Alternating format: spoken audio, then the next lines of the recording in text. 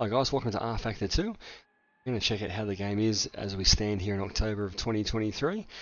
Online betas just launched recently, which obviously has brought a lot of new players to the game and maybe bringing back some old players who had issues with the game in the past. We're going to basically run through my settings and run through the menus and see what everything is, because a lot of the old issues that you would have had with rFactor in terms of loading up content or just generally how the game worked, the user interface, all that stuff's pretty much gone, so it's vastly improved. As you can see straight away from the loading screen or the home screen here, pretty self-explanatory. Down the bottom is basically news items, so at the moment this will change obviously as things change. At the moment they're promoting their Formula E Gen 3 car that they've released. Some news on the online update and notes on the release candidate, which this is still in release candidate, so the online beta is part of that. So you do have to go into your Steam and choose release candidate to unlock the online part of the game. But that's a 30-second job and super easy. So obviously in the middle here, single player, self-explanatory, the online part, and the store, which is where we're going to get all our content from basically. So we're going to the store first. Obviously you get some content with the base game. This is where we buy our extra content. So obviously things that they're featured are on the main page there. You can buy packs, which come up every now and then. They do go on sale as well. Tracks you can buy individually, and you can see as we scroll down, I've got some of those in my library I've purchased already. And obviously the cars, same thing. Ones you've brought are down the bottom there. Ones I haven't brought are up on top. So again, you choose those, add them to your cart. Other thing with the content, obviously we have the Steam Workshop. We can get more user-created content, so mods essentially. These can be a little bit hit and miss, so they're here in the Steam Workshop. Basically, the rule of thumb with the Steam Workshop is look for the ratings on each mod, and also check out the comments in those mods as well, give you a fairly good idea of what you're getting in terms of quality. So it can be very much hit and miss, like I said, but if you stick to the highly rated content, you can't go wrong. For example, I know at the moment, find it. Here we go. This gentleman here does a lot of the retro BTCC touring car mods from the 90s. Super high quality work. I've already got some of his other work. He's just released the Ford Mondeo recently. That sort of stuff there, you can pretty much guarantee it is a fantastic drive. But again, a lot of it is a little bit hit and miss, but if you stick to the official content, you really can't go wrong with there's circuits, there's skins, there's cars, everything here, including the fantastic new 2023 V8 Supercar mod, which I've done some videos on, which I'll link below. So that's a Steam Workshop.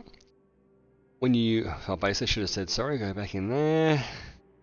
The way you actually get the content, which is the really important bit, of obviously the stuff I've got has a tick next to it. If, for example, you want the old, what's that, Monza layout there from the 60s, simply hit the subscribe button, and then when you load the game up next time, that will automatically download and also update in the future if any updates come along to it.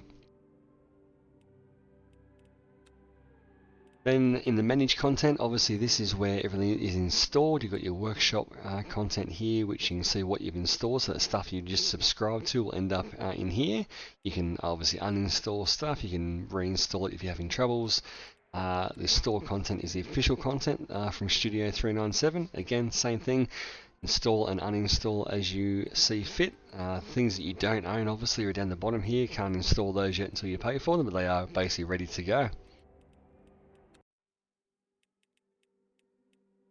Back to the main screen there. Up on top here we have our watch and the community, which basically is links to Discord, Twitter, the forums, etc. Obviously the replays as well all get stored in here. You can get some fantastic screenshots from your replays. So they will load up in a minute. I've got quite a few replays in there. I haven't gone through and cleaned those out. That's why it just takes a little bit of time. So there you can see our replays. So you can load those up, as I said, and check out all your action that you've been racing. So the big thing obviously is the online beta that's just released recently. This is fantastic, fully integrated into the game. There's no external websites or anything else. You sign up with an email address. It takes 30 seconds again. At the moment here in Australia, races start at about 8 o'clock at night, so the registration is about to open for the next event, which is as simple as clicking on that. hitting the register button if you want to join, and you can then obviously see what's coming up. There's a 7-minute practice, 7-minute qualifying, 16-minute race. So all the events are over in about 35 minutes, and nice and simple. And obviously up the top here is our stats, which is really cool as well. So I've been going for about a week. I've done 13 races, as you can see, a couple of wins, a few pole positions, but it gives you all your history there. Obviously bronze, silver and gold ranking, so this is really cool. It has all your stats as well. Those geeks who like all the stats. That's been pretty clean, and the standard of racing's been quite good on there, as everyone wants to sort of get their safety rating up, so it's pretty clean, no real disasters so far, I suppose you could say. They do run special events every now and then, which is cool as well. And obviously you've got your old server system, which you would recognise from the old multiplayer. If you're in, for example, a league, they have the servers that they host. All that stuff will be in this screen here. In terms of actual settings of the game, so obviously, again, really simple, everything's up on top there. The first screen is just purely the gameplay, and this is where you turn on and off all your assists, so we've got all those off. Setting the AI strength, I usually run mine about 110 to 115, I find that simulates human players quite well. So this is a really important screen, obviously the calibration control screen. One thing to note, I do run Fanalabs software in the background of all my simulators. I do find it helps with setting the wheels up. And especially with the soft lock of the cars and getting the rotations correct. I've just grabbed the settings from the Fanatec website and plugged that into Fanalabs, so that is running in the background. You can have multiple profiles. I have obviously an F1 profile for this wheel, which has rotary dials and a lot more buttons than I do with my Forza Motorsport CSW wheel there, which I use for more V8 supercar type racing. So again, you have different profiles, as many as you need to, with different settings for each car. See, pretty self-explanatory, the calibration. What I do with the brakes is I always do this with all of my simulators, is you don't want to be pressing the brake pedal at 100% effort all the time, especially if you're doing a 1 or a 2 hour race and you're absolutely jamming down the brake. It's very tiring. So what I do to set my brake, just to have a nice comfortable pedal, is I'll just press it and look away. Pretend I'm driving the car, hitting the throttle, hitting the brakes, just getting a nice feel for what I feel like is a good brake pressure, maybe about 80%, so you're not overworking yourself. And then after about 30 seconds of that or so, I'll look back at the screen and sort of see where that maximum pressure is set for that 80% effort, and I'll set that as my maximum setting in the game. So yeah, so basically when you press on the pedal, you don't have to push it through the floor to get it to work. Gives you that nice little bit of leeway, so I find that's a good way to set the brakes up in pretty much all simulators, and especially here in rFactor too. So that is pretty much set perfect, and obviously I have it set differently when I'm right foot shifting if I'm doing a manual car heel and toe, because I can't get as much pressure, I find, with the way my setup is, so I tend to dial that end dead zone back a little bit, so I don't have to press as hard with this foot, so I can still heel and toe and all that sort of fancy stuff. With the force feedback settings, obviously I run a little bit of smoothing as well. rFactor can be quite rough in terms of the feedback some people have found, so I add a little bit of smoothing to the wheel. Doesn't take too much detail away. It does help with that jitteriness of the wheel, I suppose. Car specific multiplier is something I tend to dial back. It's recommended between 50 and 75% for most cars. Again, just to stop it sort of ripping out of your hand, I believe, in not sort of overworking the wheel, because I run my wheel at 100% in the software, then we tweak it each game. Steering settings, again I have it on software because I'm using the Fanalab software there to set auto rotation. When this is set in software in the settings, it helps basically do a soft lock, so no matter what car you choose, the lock should be set correctly. I set my maximum wheel angle obviously to whatever your wheel is, in this case 900 degrees for the CSW, and all the head movement stuff I got set pretty low as well. I don't like the screen moving and bouncing up and down. I find that quite off-putting. Next screen is where we assign our controls. Again, pretty self-explanatory depending on what sort of car you're driving. This is I think the Formula 1 style setup we've got here. We don't have any of the gearbox mapped, of course. Can map obviously DRS, push to pass, all that sort of stuff. Setting fuel mixtures, engine maps, So push to pass, like I said, brake bias, all that sort of stuff. Starting the car, the ignition, headlights, etc. That's all there. Again, pretty self-explanatory. The assist, you can map the assist to different buttons. All of mine are off, so I don't have to worry about that. And other buttons as well. Cameras, basically all I set in terms of cameras is the keyboard arrows to adjust my driving position. So once the FOV is calculated right, I just move the seat around.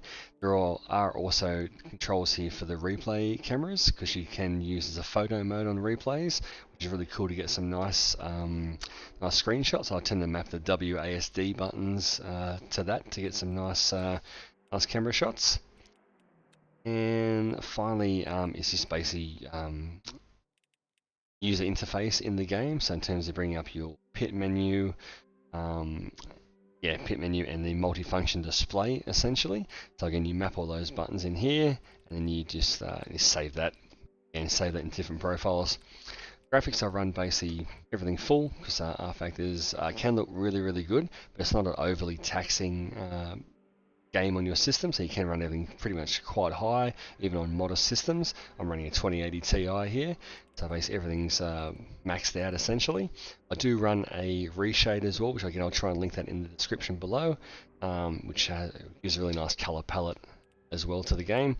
Obviously the sound is just your personal preference, set all the audio, so it's really as simple as that. There's nothing extraordinarily hard to set up with rFactor. If you set up other simulators, it's super easy, and the ability to be able to change those profiles on the fly. You can do that even once you load the game up. If you realize you've got the wrong profile loaded, you can just load your correct profile.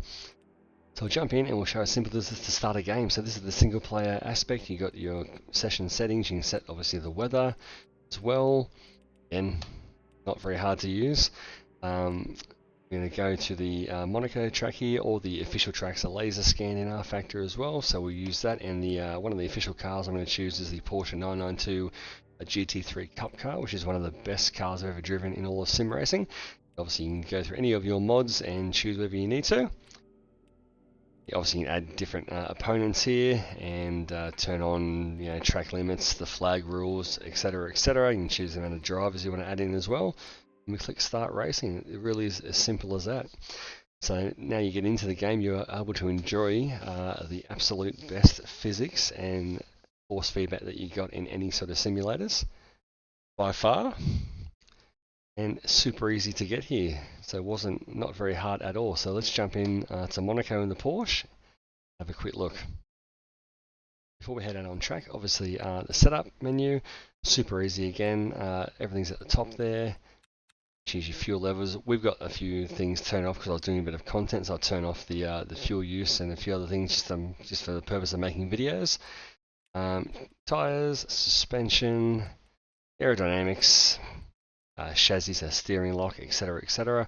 Super easy to use, and then when we're ready to go, we just click drive. But you can obviously also watch your replays from here, the various cameras. And there's also also that photo mode that we have as well, which you use also the WASD buttons. You can move around. You right click the mouse button to move into a free look. Just fly up over the top of the circuit here. See, that looks really, really cool. And this is absolutely one of the best versions of Monaco in terms of the accuracy of the course.